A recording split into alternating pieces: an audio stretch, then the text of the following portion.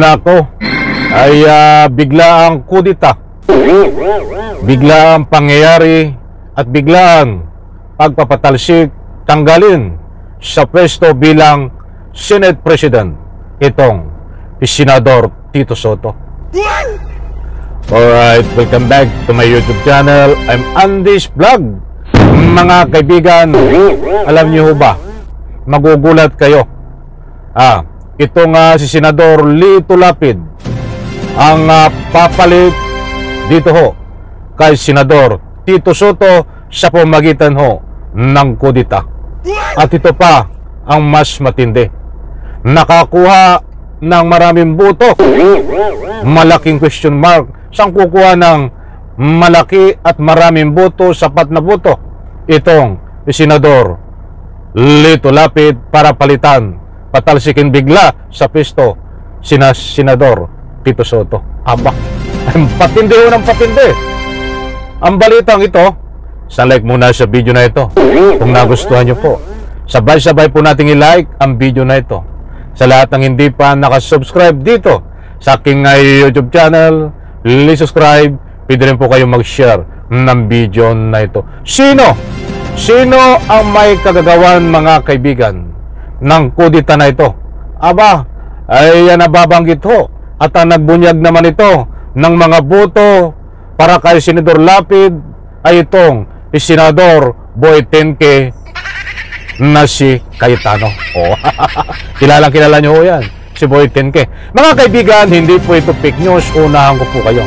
Kaya't mas mabuti pa ay pakinggan, panoorin, unawain itong ibabahagi ko po sa inyo. Nako ho, magugulat kayo. Senador Lito Lapid papalitan bilang Senate President itong Senador Tito Soto, biglaan ng dahil sa kudita. Ilang boto ang nakuha ni Senador Lito Lapid? Ito ho ang katotohanan, mga kaibigan. Shout out po sa lahat. Nako, ay talagang kumusta po kayo? Marami na nagulat dito Ang simula ng maupong Senate President si Senator Tito Soto, isang linggo pa lang simula ng maupong Senate President si Senator Tito Soto, umuugong na naman ang posibleng pagpapalit ng liderato sa Senado. Pero giit na mga taga-minorya, wala silang kinalaman dito. Mga kaibigan, sandali ko lang putulin, entrada pa lang. Isang linggo pa lang nakakaupo itong si Senador Tito Soto ay umuugong na naman, napapalitan siya sa pwesto. Mga kaibigan, kaya't importanteng mahalaga kung gusto nyo pong malaman ang katotohanan dito at sino ang papalit sa bandang gitna ho, mga mahal kung taga-subaybay, nandyan ho, ibabahagi ko po sa inyo. Ito ho, patapusin po natin. Nasa frontline ng balitang yan, si Mayan Losman. Nako, sa gitna ng ugong ng panibagong kudeta sa Senado, pa-launch ang panlaban ng Majority Bloc. 12 sa 15 senador ng Majority dumalo sa launch kasama si Senate President Tito Soto. Absent sina Senator Lito Lapid at Pia Cayetano, habang naka-maternity leave na si Senator Camille Villar. Is the majority solid, sir, by now? Yes, I think so. We were together at lunch. Nagsabi naman sa akin kasi isa may hearing, yung isa naman was going to be late talaga. nasaan si Senador Lito Lapid? Bakit nawawala ho? Ito ba ang tinutukoy na ika nga po'y pagbaliktad ni Senador Lito Lapid? Aba, talagang matindi ho, mga kaibigan. Sandali lang ho, bago tayo ika nga'y pumunta sa pagbanggit ng ika nga'y kung ilang boto ang nakuha ni Senador Lito Lapid para palitan ni Senador Tito Soto. Gusto ko munang kunin ang inyong panig. Karapatan nyo magbigay ng anumang public opinion. Pabor po ba kayo na itong si Senador Lito Lapid ang papalit bilang Senate President diyan po sa Senado? Papalitan niya at patatalsikin sa pwesto itong si Senador Tito Soto. Any reaction ho? Diyan po sa comment section, inaanyayahan ko po kayo magbigay ng anumang public opinion. Eto, Itong weekend, umugong ang balitang kudeta sa Senado. Sabi dyan ni Soto, There is no such thing. That was the talk among us. Ang launch na pinatawag ni Senate President Tito Soto sa mga miyembro ng mayorya, show of force nga ba? Sabi ni Soto, hindi naman daw. Ugali lang niya bilang leader ng Senado na magpatawag ng pulong linggo-linggo. Kanina nag-post Nako, ay matindi, di ba? Talagang umiinit ang usapin. Mga kaibigan, heto pa. At ibabahagi ko po sa inyo ang pangalang Senador Lito Lapid. Kaya't huwag po kayong aalis kung paano siya ang pambato ng ika nga po'y nitong mga minority. Ito mga kaibigan. ng literato. Hindi lang daw sila actively nangangampanya sa ngayon. May timing yan eh.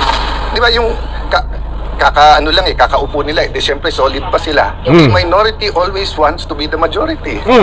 Nagbabalita mula sa frontline. Bean Los Eto, mga kaibigan, ang bigyan natin ng highlight. Ang pangalang Lito Lapid. Ang ika nga po, ilang boto ang nakuha. Mga kaibigan. Ako'y natatawa. Ano kaya ang gagawin ni Senador Lito Lapid? Doon sa ika nga po'y Ross, doon sa una ng Senado. Baka yun ay pinupukpok ng walang tigil. Yung hawak ng martilyo. Baka kung kayo na ipukpok. Sandali muna. Unahin natin ito. Confirmation na ito. Shout out po sa lahat. Sa 24 sa atin dito, baka si Lito Lapid lang ang ayaw maging Senate President. Pero baka gusto mo rin. Baka gusto mo rin. Pwede rin. Pwede rin. So, 3 na lang kailangan natin, Supremo. 9 na kami, pang 10 ka, 3 na lang, 13, Supremo. Okay. Sa 24 sa atin dito. Mga kaibigan, yan po ay isang biro na ika nga ho'y ginawa nitong si Boy Tenke na si Cayetano na inaalok niya itong si Senador Lito Lapid na ika nga po ay papalit dito kay Senador Tito Soto kapag nagkaroon ho na ika nga ay botohan, mga kaibigan, dahil itong si Senador Lito Lapid ay malinaw dito na nakakuha na ng ika nga po ay 10 boto o 10 boto na ho ang nakuha ni Senador Lito Lapid, 3 na lang ang kulang. Ay puro kalokohan, mga kaibigan, itong minority na ito. Talagang kita nyo ho, kahit itong si Senador Lito Lapid na nandyan ho sa majority ngayon ay ginagapang nila para na sa ganoon makuha ang perma. Yun ang purpose nila di ba? Para makakuha ng signature. At kung sakali naman na magkaroon ho ng panibagong rekodon, mga kaibigan, ay karagdagan ho dito ho sa ika nga po perma para nang sa ganon muling palitan itong Senador Tito Soto. Kalukuhan na ito, mga kaibigan. Ulitin po natin. Baka si Lito Lapid lang ang ayaw maging Senate President. Pero baka gusto mo rin. Baka gusto mo rin. Pwede rin. Pwede rin. So, 3 na lang kailangan natin, Supremo. 9 na kami, pang 10 ka, 3 na lang, 13, Supremo. Okay.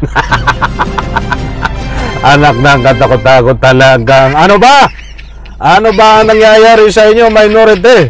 Dahil itong si Senador Lito Lapid na nasobrahan ng talino ay talagang sa inyong pambato ay nasa majority po ngayon.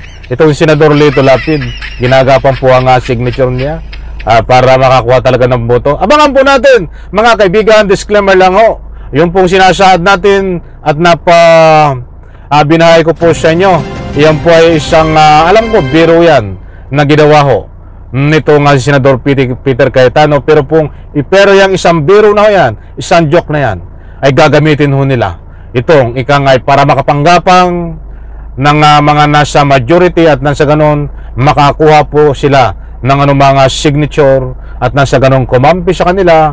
At pag nagkaroon ho ng panibagong rekodon ay papalitan talagang itong Senador Tito Soto.